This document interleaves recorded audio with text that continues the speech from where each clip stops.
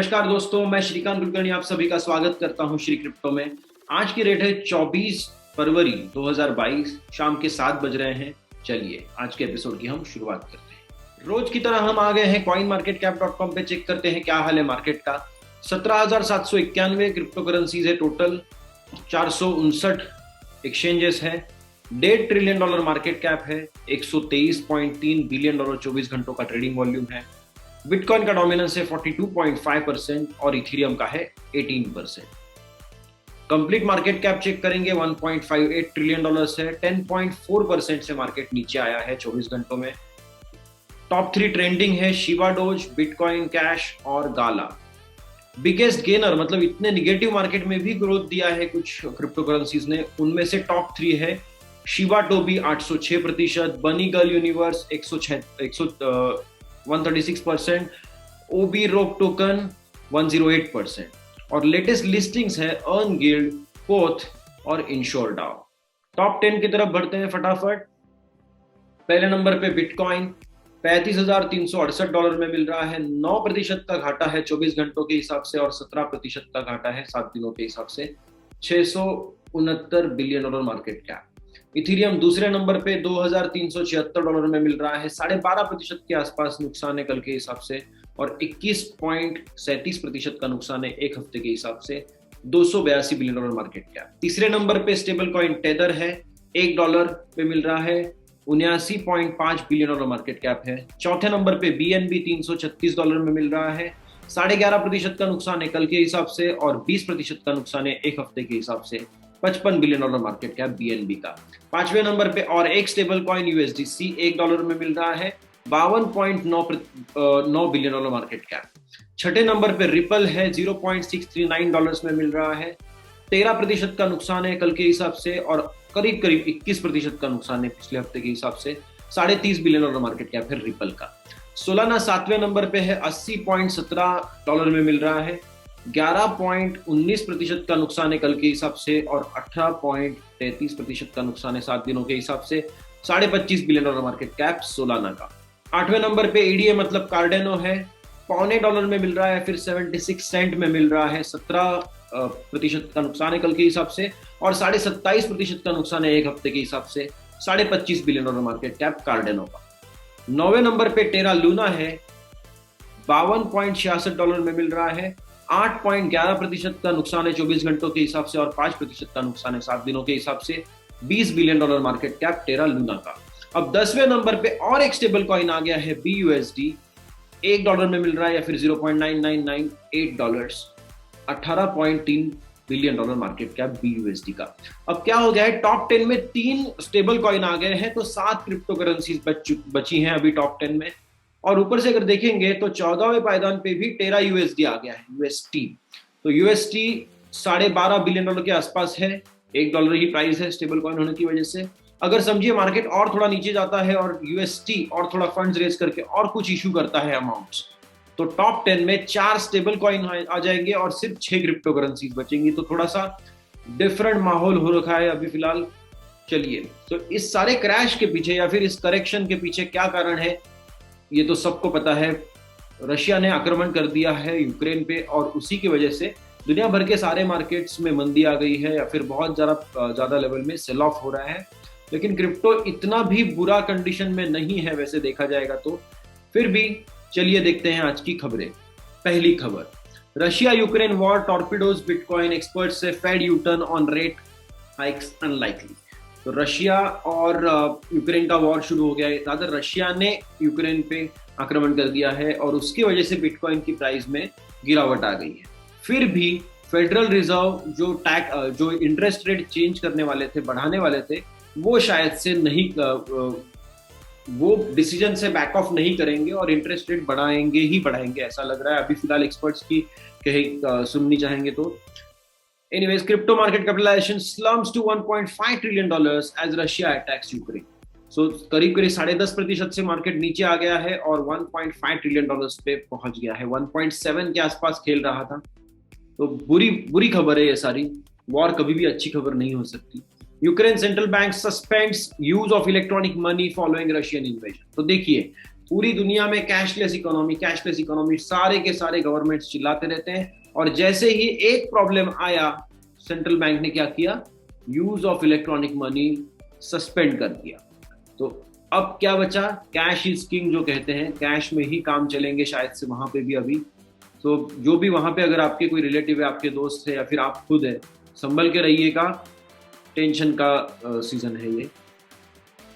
Crypto sees $242 million in liquidations within hours amid Russia Ukraine crisis. तो $242 million की लोगों की जो पोजीशंस थी वो लिक्विडेट हो गई हैं, प्रॉबेबली लॉन्ग पोजीशंस होंगी।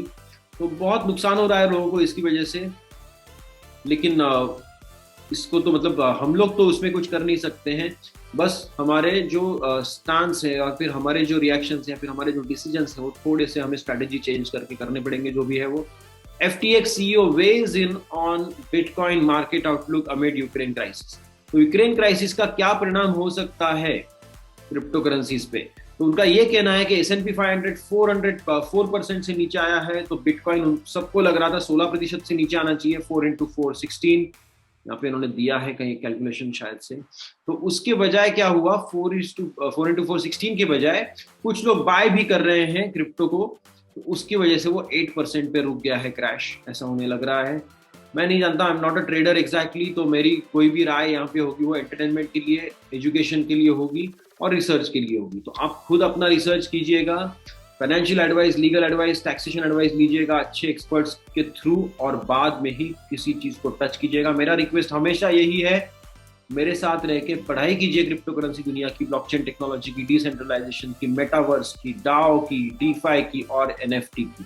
मैं कभी नहीं कहूंगा कि ये चीज खरीदिए उसमें इतना फायदा होगा, वो चीज खरीदिए उसमें इतना फायदा होगा या फिर नुकसान होगा, व्हाटएवर। तो अपना रिसर्च खुद कीजिएगा, पढ़ने के लिए मेरे साथ आइएगा। Russia to seize retail deposits if sanctions go too far, official वॉट्स। तो सिंपली स्पीकिंग, सबको लगता है कि बैंक में हमारा पैसा सेफ रहता है, सबको लगता है, राइट, और बैंक हमारा पैसा संभाल के रखते हैं, उसके साथ खिलवाड़ नहीं करते हैं, ये सारा भ्रम है। फ्रैक्शनल रिजर्व बैंकिंग ऑलरेडी दुनिया में है, चल रहा है, और उसके हिसाब से जो रिजर्व रेशो है उसके हिसाब से काम करती है बैंक। बाकी सारा का सारा पैसा वो लोन आउट कर देते हैं या फिर कहीं पे गैम्बलिंग करते हैं स्टॉक मार्केट्स में, या फिर जहाँ जिस डोमेन में उनको पसंद आए उस डोमेन।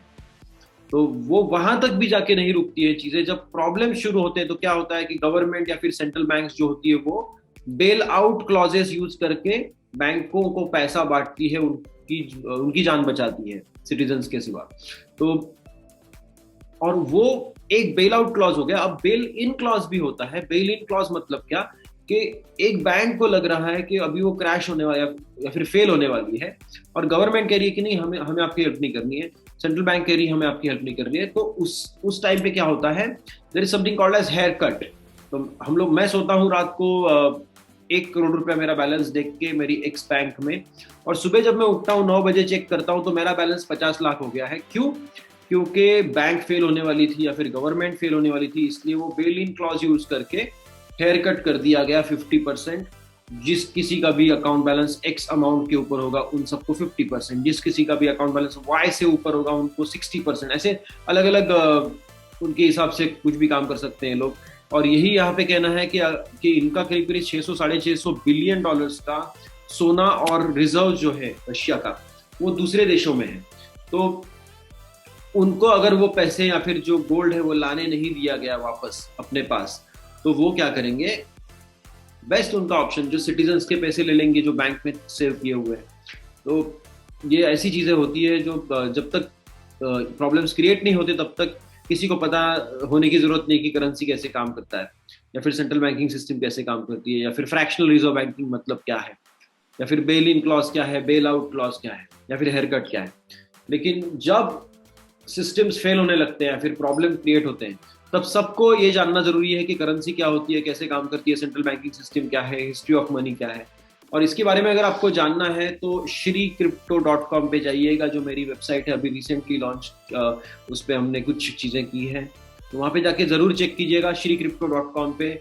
और shri@shriCrypto.com पे आप मुझे मेल कर सकते हैं। और ये सारी चीज़ें अगर आपको सीखनी है तो मेरा इसके लिए एक स्टैंडर्ड ट्रेनिंग भी अवेलेबल है। 1 दिन का ट्रेनिंग है, जरूर चेक कीजिएगा। अगली न्यूज देखते हैं। सब 30 के bitcoin price sell off would require panic to a large degree. तो 34-35 हजार डॉलर के आसपास बिटकॉइन खेल रहा है अभी फिलहाल। जो लोग प्रिडिक्ट कर रहे थे कि 30,000 डॉलर तक चला जाएगा वगैरह, तो वहां तक नहीं जाने वाला है। इससे भी बड़ा कुछ प्रॉब्लम अगर होगा तो शायद जा सकता है, बाकी कोई इनका अलग कहना नहीं है। Bitcoin dips 12% as Russian ruble hits all time low against USD on Ukraine military operation. तो बिटकॉइन 12% से कम हो गया और रशियन रूबल भी नीचे आ गया क्योंकि रशिया ने अटैक किया।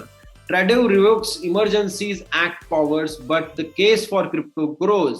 तो फाइनली लोग जाग रहे हैं और अथॉरिटीज जाग रहे हैं कि क्या पावर है बिटकॉइन का।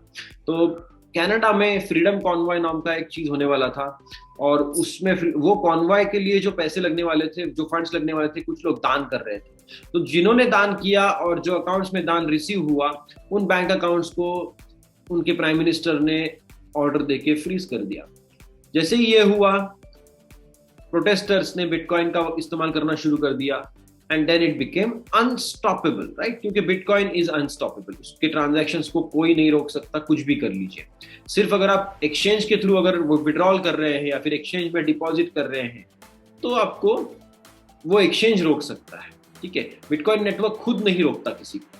बिटकॉइन नेटवर्क को फर्क नहीं पड़ता कि मैं मेरे मैकबुक से काम कर रहा हूँ, मेरे आईफोन से काम कर रहा हूँ, मेरे एंड्रॉइड से काम कर रहा हूँ, मेरे किसी भी टाइप के डिवाइस से काम कर रहा हूँ, या फिर बिटकॉइन को ये भी फर्क नहीं पड़ता कि एक इंसान उस वॉलेट को हैंडल कर रहा है या फिर एक रोबोट है या फिर एक आर्टिफिशियल इंटेलिजेंस सिस्टम। तो जिंदा इंसान होने की जरूरत नहीं है, जैसे बैंक अकाउंट के लिए जरूरत होती है कि एक इंसान होने की, राइट? भले ही आपकी एक प्राइवेट लिमिटेड कंपनी है, भले ही आपकी एलएलपी है, लेकिन उस कंपनी के फाउंडर्स कौन है, ये सारी चीजें जब तक नहीं क्लियर होती तब तक बैंक अकाउंट नहीं मिलता। क्रिप्टो का ऐसा नहीं है, ठीक है? तो जब इनको पता चला कि क्रिप्टो अनस्टॉपेबल है रियली, तब जाके इन्होंने अपने जो इमरजेंसीज जो क्या किया था, इमरजेंसी घोषित की थी इस मामले में, और जो अकाउंट्स फ्रीज किए थे वो उन्होंने अनफ्रीज करना चालू कर दिया। आई होप दुनिया भर के लीडर्स ये जल्दी से जल्दी समझ लें कैनेडियन प्राइम मिनिस्टर की तरह और चीजें आगे बढ़े। Russia to restrict crypto trading to licensed platform certified wallets. अब यहाँ पे देखिए, ये यहाँ पे खबर आ रही है कि इनको एक सीख मिल गई, इसीलिए इन्होंने बैंक अकाउंट्स वगैरह अनफ्रीज करना शुरू कर दिया। और यहाँ पे तुरंत खबर आती है कि यहाँ पे लाइसेंस दिए गए प्लेटफॉर्म्स में से ही काम चलेगा वगैरह वगैरह। ठीक है, खेलने दीजिए, 2-4 साल और खेलेंगे, तब जाके पता चलेगा इनको कि दिस इज अनस्टॉपेबल और इसको बाहर से रेगुलेट करना इम्पॉसिबल है, क्योंकि वो ऑलरेडी रेगुलेटेड सिस्टम है इंटरनली सॉफ्टवेयर के थ्रू। उल्टा करंट बैंकिंग सिस्टम अनरेगुलेटेड है, जिस बैंक को चाहिए उतना लोन दे देते हैं, बांट देते हैं। फ्रैक्शनल रिजर्व बैंकिंग का सीरियसली पढ़ाई कीजिएगा, समझ में आ जाएगा आपको क्या चल रहा है दुनिया में। European parliamentarians push to limit bitcoin use over energy consumption या फिर एनर्जी कंसर्न्स। तो एनर्जी यहाँ पे दो टाइप से डिस्कशन है। एक तो एनर्जी का सोर्स, अगर कोयला या फिर कुछ प्रॉब्लमेटिक सोर्सेस है तो प्रॉब्लम हो सकता है, क्योंकि बिटकॉइन को बहुत सारी बिजली चाहिए। दूसरा चीज कि अगर एक एरिया में माइनिंग बहुत पैमाने पे होने लग गई तो उस एरिया में से बहुत ज्यादा पैमाने पे बिजली की खपत होने लगती है। ये डबल इश्यूज हैं और इसी को सॉल्व करने के लिए मैंने मेरा प्रोजेक्ट भी बनाया है greenhashes.org।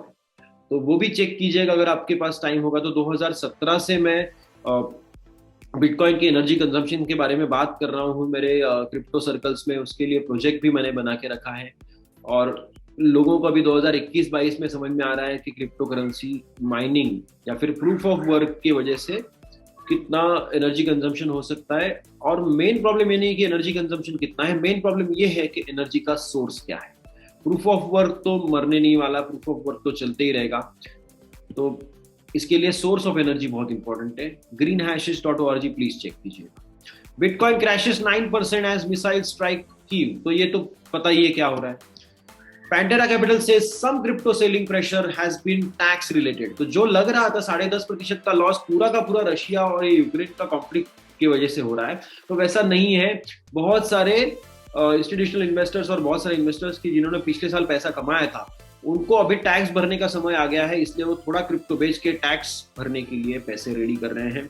इसी नोट पे आज का एपिसोड हम खत्म करते हैं। जस्ट एक बार मैं coinmarketcap.com चेक करके आपको बता देता हूँ, रिफ्रेश करके, कि 24 फरवरी 2022 को रात को 7:30 बजे बिटकॉइन था $35,633 पे। मैं श्रीकांत कुलकर्णी आप सभी को अलविदा कहता हूं आज के एपिसोड से। कल के एपिसोड में फिर से मिलेंगे, क्रिप्टो करेंसी दुनिया की सारी खबरें चेक करेंगे और मार्केट अपडेट देखेंगे। तब तक के लिए neglect the fund, buy the dips and hold on. Bye guys.